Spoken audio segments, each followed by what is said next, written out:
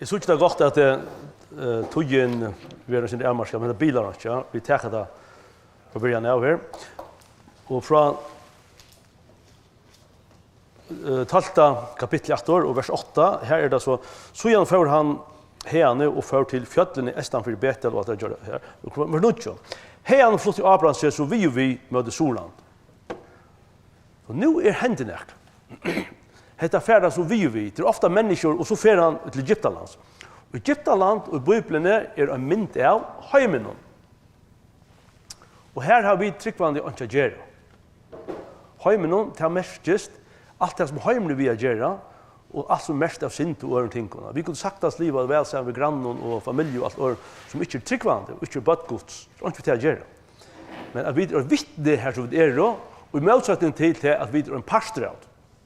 Vi er oi en selskapet, men vi er ikke av selskapet. Vi er oi heimen, men ikke av heimen. Legg merke til det.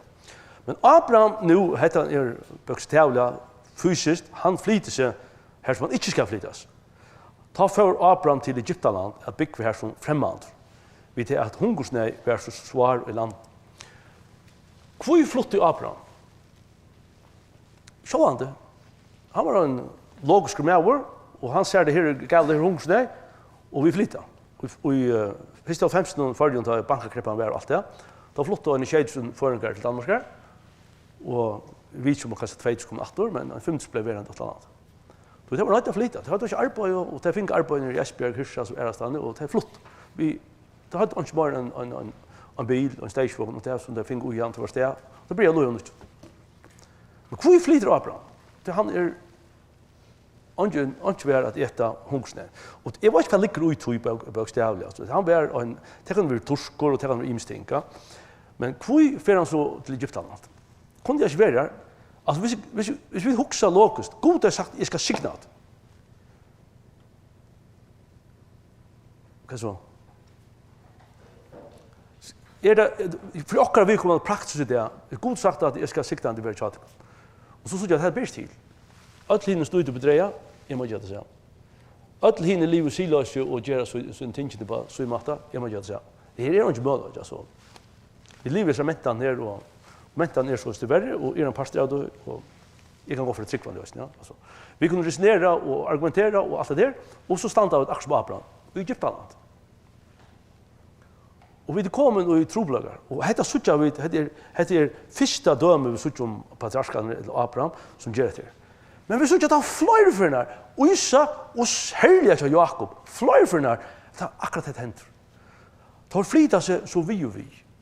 Og det sier meg til at en tryggvande fetter ikke bare dom, som fetter han, som han skåter. Det er nesten vanligt.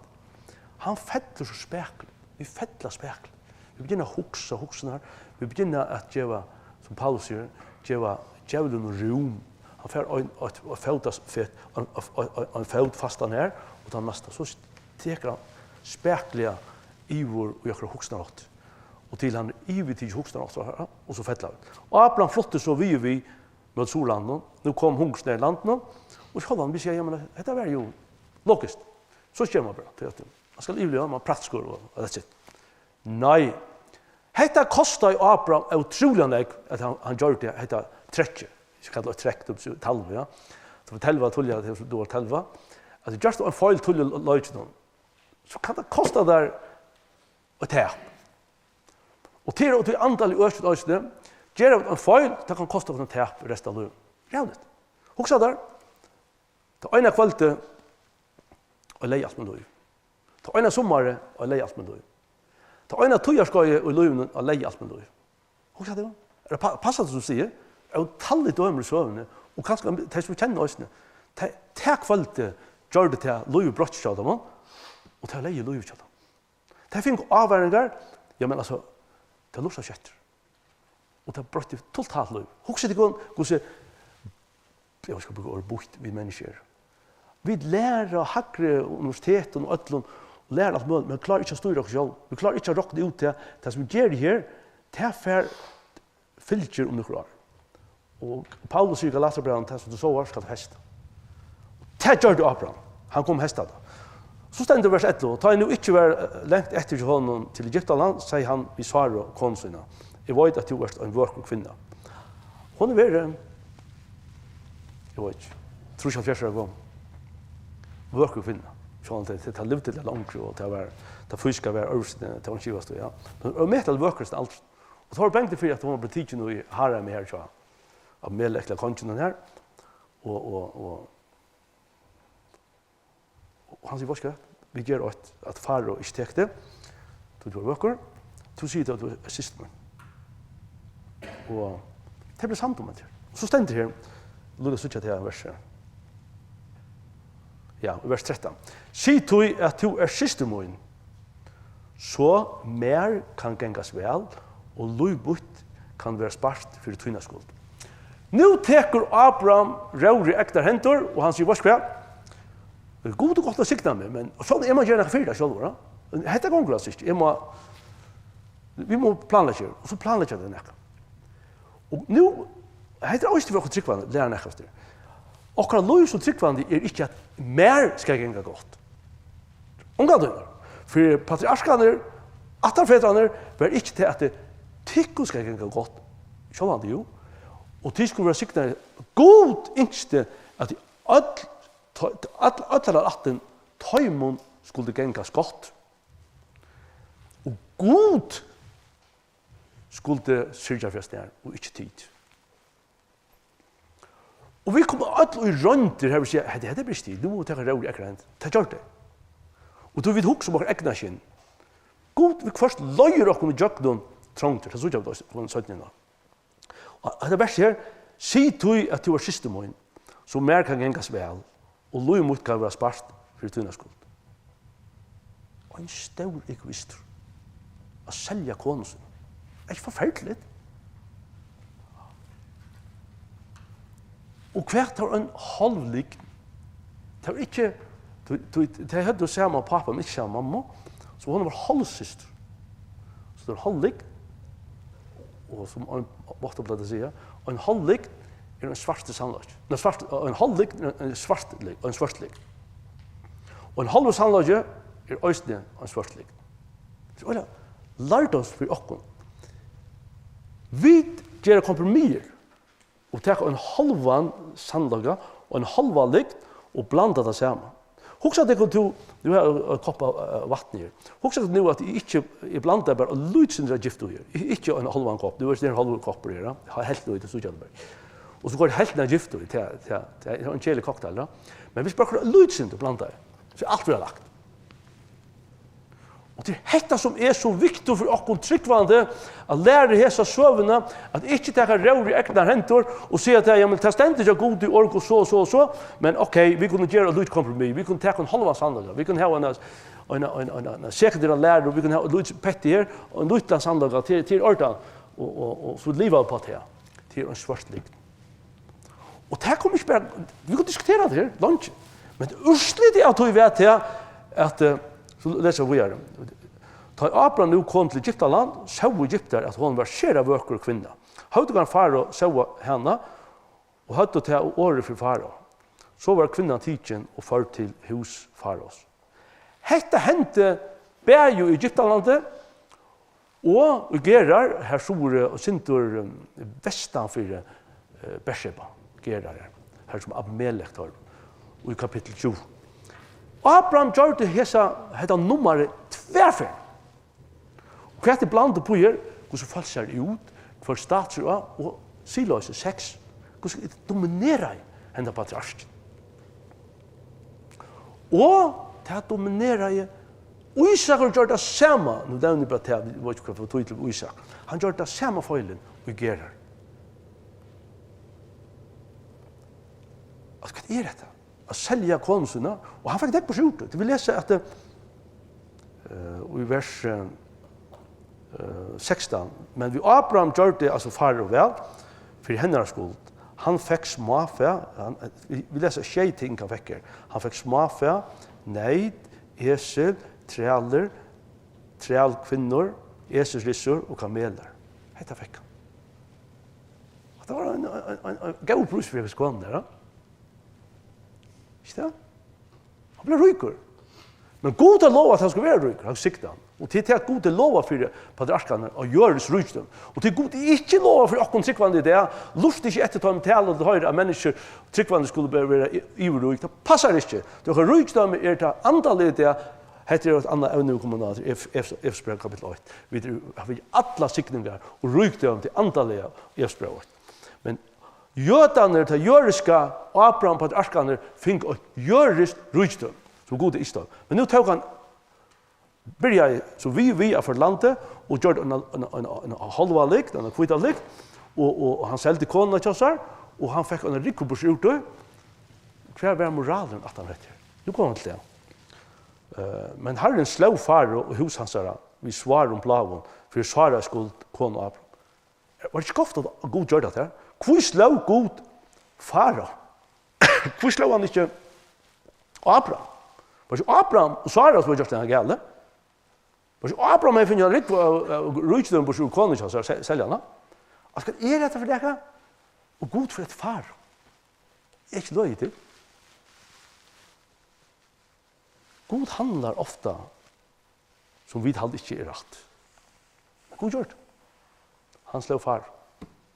Det är inte löjligt. God slår far och så sände far och bo efter Abraham och säger, hva er det du gjørst med mer? Hvor lasst du ikke vite at hun er kona til henne? Hvor sier du at hun var syster til henne, så at jeg tok henne til kona? Det er en spørsmål til henne. Hikk, her til kona til henne. Takk henne og fær. Og far sier vi menn sånne at hun skulle fylle henne ved hon og kona hans og øtlån og janott. Alltså är så inte bara åter. Och i Ur Kaldea när Guds han väljer Abraham ut ur Ur Kaldeas anta land.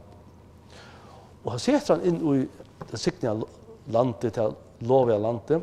Han säger hette det. Och Abraham lös altar och Betel husgods och det är fantastiskt. Så fäller Abraham och han för djupt, han för ut i hemmen, ut i Egyptaland. Han ser konen så här. Han för rujt det bort ur. Jag vet inte vad han huxar och allt det där. Och nu kommer far och säger, utvitar. Och jag vill så folk gör. Kanske moralen av far och neckpackre än jag Abraham. Så ser vi. Och våra vitsspår ofta fullständiga och är lagt. Och Abraham förstås det. Kan också Abraham till han för ur att Egyptaland och för gängade norrrättrat av Solland nu från norrrättrat mot Bersebo Betel tar vi. Så sen det nästa versen kapitel. Så får Abraham ur Egyptalandet till Sollandet, han och kona hans och allt och janott. Och Lot var vil. Så ständer det. Abraham åtte äggvillanägg, bäja färge och silver och guld. Så han finns ju också där nere i Egyptalandet. Jag var inte av en reipa. Det var en vanlig vitsspår. Och så läser jag att i verset 3, han för nu ur Sollandet och flottser så vi och möter och kom till Betel. Samma trappan som gick ner efter så vi nu kommer vi trappan upp så vi kommer en Betel husgods och här röstar han allt. Så nu ständer han åter vi god andligt vi god vi altar. Huxa gång. Kvart huxar Abraham vi altar. Han ständer här i rokta han emot han bodger sig ner. Och ta blåa som fleit av lampen och altaret. Är tryckve ta blåa vi blanda vi tar Abrahams.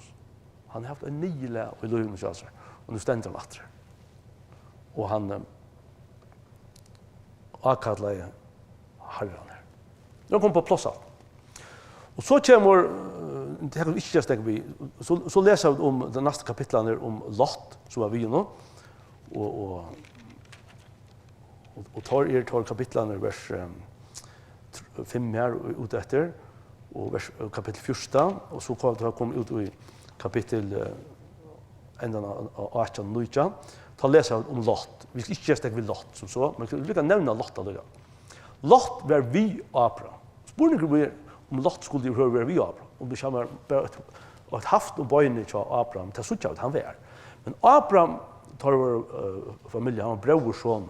Så tar vår familj, nära familj, tar vår bajer tryckvande, hvis vi brukar till året. Guds folk, så vi läser till Peter i Ören Petra 2:6, at Lot puntist i rattvis og salsyn. Så Bibelen sier selv at Lot var rattvis. Han var godsbarn. Men han er jo og forferdelig liv. Han alt altså liv for fortapt, kan man si. Men han ble, Salans ble frelst som jøkken eld, bokstavlig alt.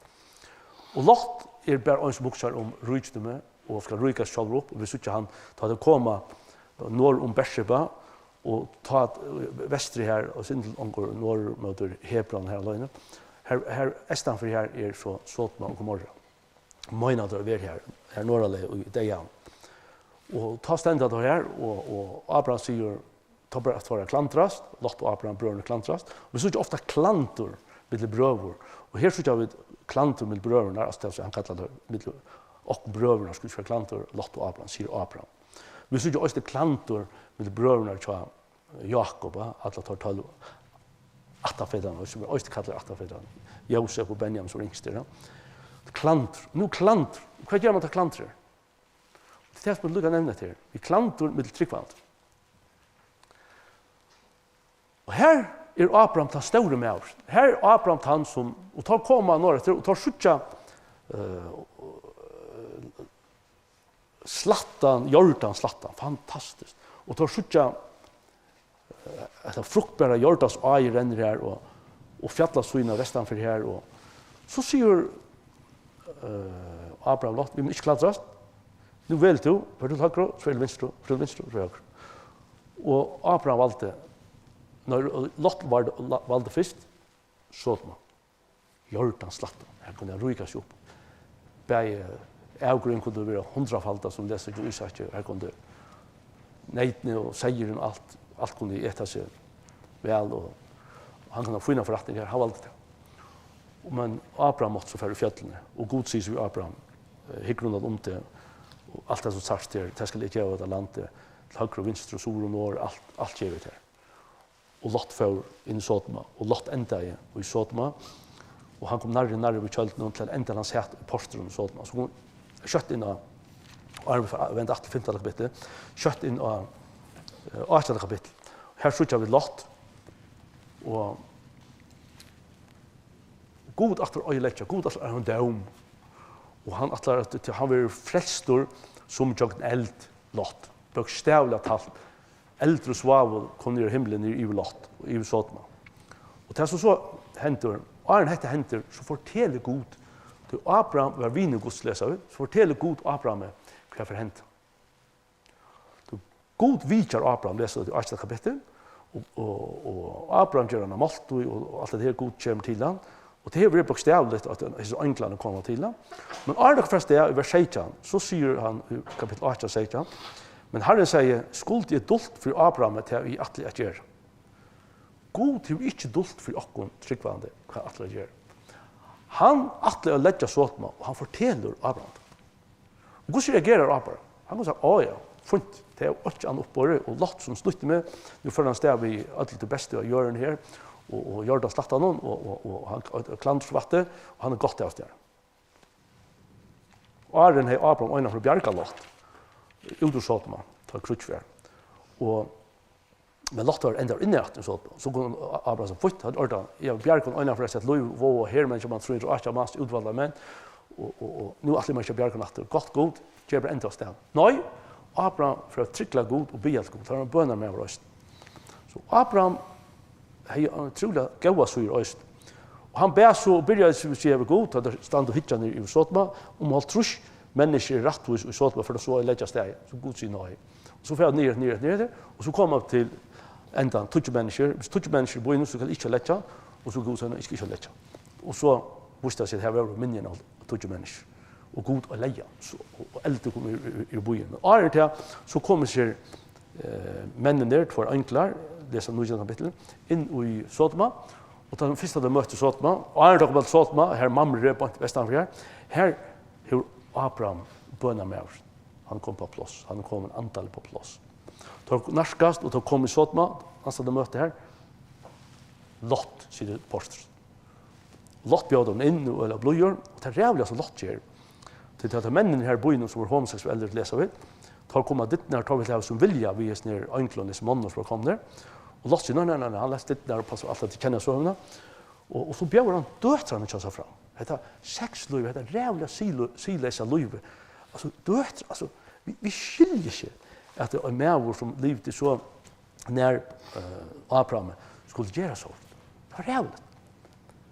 Og det som Lot hei såa, det som han hei oppleva, det som han levde for å komme fram i sin heime og være businessman og alt det der, det kom han hesta, døtrene til honom hadde finnet Sodoma inn i seg, og Lot hei finnet Sodoma inn i seg, og egentlig kunne godt teka begge Lot og døtrene ut ur Sodoma, men de kunne ikke teka Sodoma ut ur døtrene.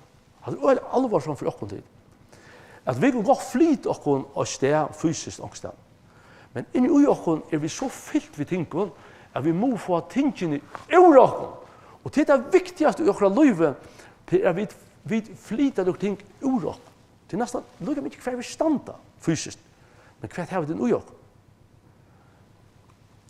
De kommer av tingene ut ur Sodoma. Men Sodoma kunne ikke være tingene ut ur tøyma. Og så gjør vi det, hva det enda vi døtrene til Lot. Drukker pappa så fotland og finks og bøtsa mitt av man, og det var enden av tog. Vi ikke kommer morgen av det. Men han ber til sinnaleie som Abraham hei, han ber for Lot. Han ber gau i Lot, ta det klanter vær, ta bakka igjen og gav etter seg for til høyre for venstre. Og det som Abraham råkna ut som en bet for rettsbær Lot, det var bedre å ha god sikning enn å ha jordanslat. Og det fikk han øyne suttje. Og det fikk Lot øyne suttje. Det kostet en rævlig å velge for kjærester. Og var vel å leie alt lov. Vi bakker av til kapittel 15. Og i kapittel 15, God sier i kapittel 12, God trutja ferner og stedfester lyftet ved Abraham. Han sier, du skal være signaler. Så leser vi i kapittel 15.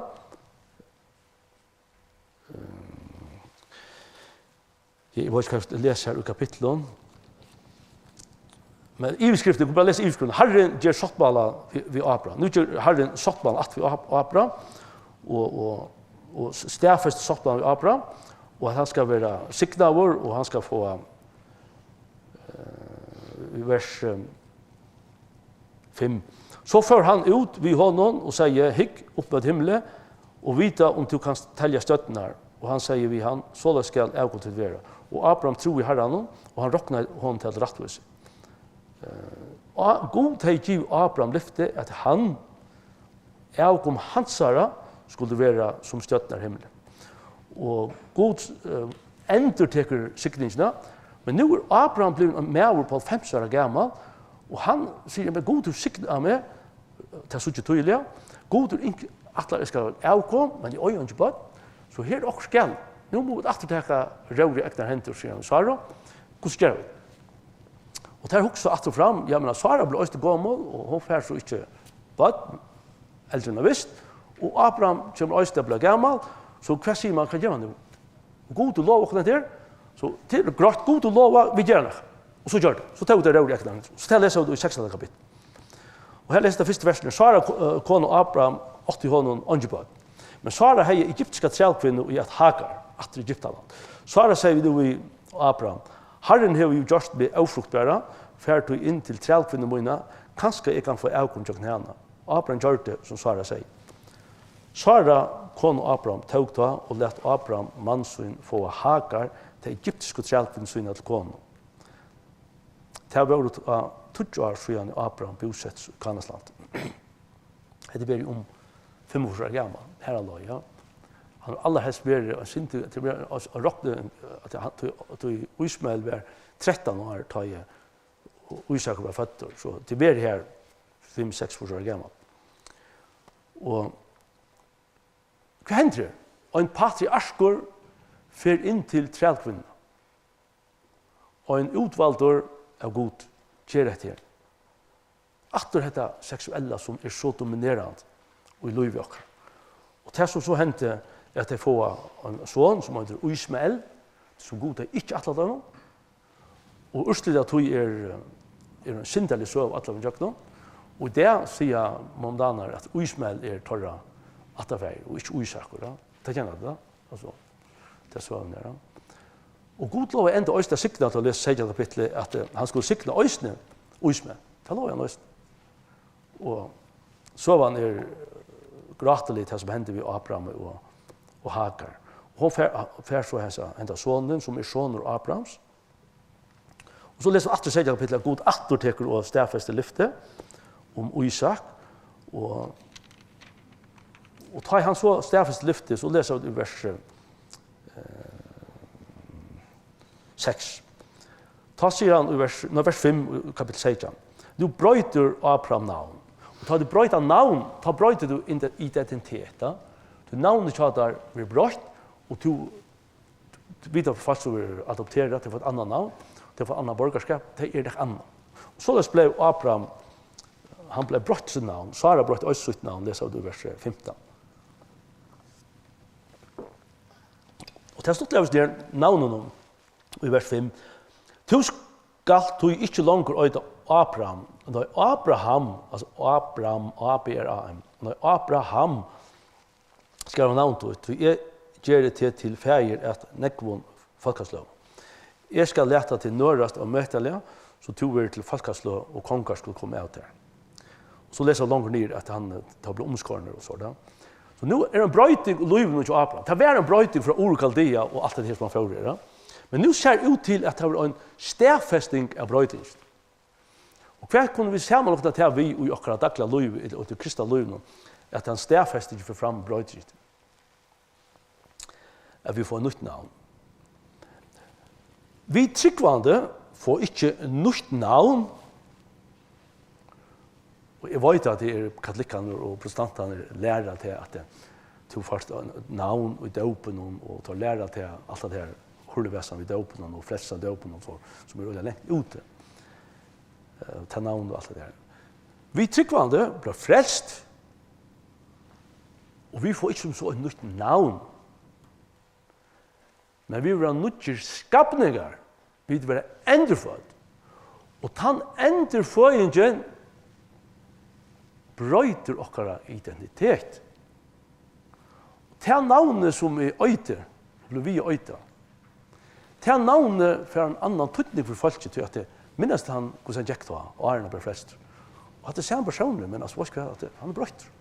Det var ikke navnet som brøyte han. Men det var han som brøyte navnet. Sånn det? Og det er det viktigste i akkurat livet som tryggvald. Her vi er brøyt mot gamla navn til å ha en bedre klang og bedre tydning enn det var i gamla det. Det er simpelt døm. Ta Jekkan som morgen, det var ikke kvært. Og snøyder bedreier som Jakob. Han Jack som en frankare, han Jack som et landa, som er suttja ganske, og han er kanskje ikke suttja. Men nu var han brøyt. Han finner nytt liv, og nytt skapning i Kristus. Og han omskærer. Og dette Jack ikke fyrir seg ut i at det var et lydelig bøtt, som jødene gjør det, men det var voksne menn. Abraham var 95 år til han omskåret. Og det var pynefullt, altså, tar du svarfeber og alt det leser av det 17, om hvordan det ikke fyrir seg. Og så tar jeg ikke haft han ekka beheilig. Det var en pyne for jobben, kan man si. Og jeg hadde selv en gav mynd av oss nere, det var start med en mynd, hin tryggvandes døper. Det er alltid en stedfesting av sottball. Det er det suttja vi.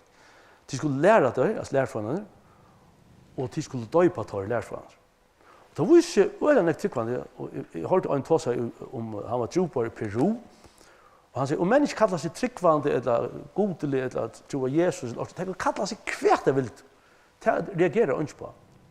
Men hvis det låter døypa, så blir det forfyllt. Da. Så her nekka som samman, nu ikke samman bare badnad av alt det der vi omkjøringer og så, og det er ofta, men her nekka hvis det er sottballan som vi stedfesta som er tryggvande. Da vi kommer til trygg, få en nytt liv, og vi er bad gods, så øya vi å lette å døypa. Da sutt jeg gjør apostelen, gjør det alt, og Paulus lærte det i Rombraun 6, og Galaterbraun, og han lærte det i Jakob Orkos, vi øya lette å døypa som tryggvande. Hva gjør vi til å lette å døypa? Ta stedfesta vi det som vi gjør, vi stedfester hva det hent innan og i livet okra, at vi døy i Kristus, han døy for okra Golgata, og alt med synd og alt det livet til færre, det gamla, vi røys opp at vi hånd, og til avmynda vi som Petrus sier også, og så innom. Og det er en god samviska ved god. Dåp. Vi øya å lete med dåp. Det kostar oss. Det kostar att fara ut och se så vinner. Du nu att döpas. Du har kommit möte där vi rakt ut i Sandager någonstans nu teoria. Ja. Det reagerar folk på. Det kan jag pausa efter. Jag har alltid det tråkigt allt.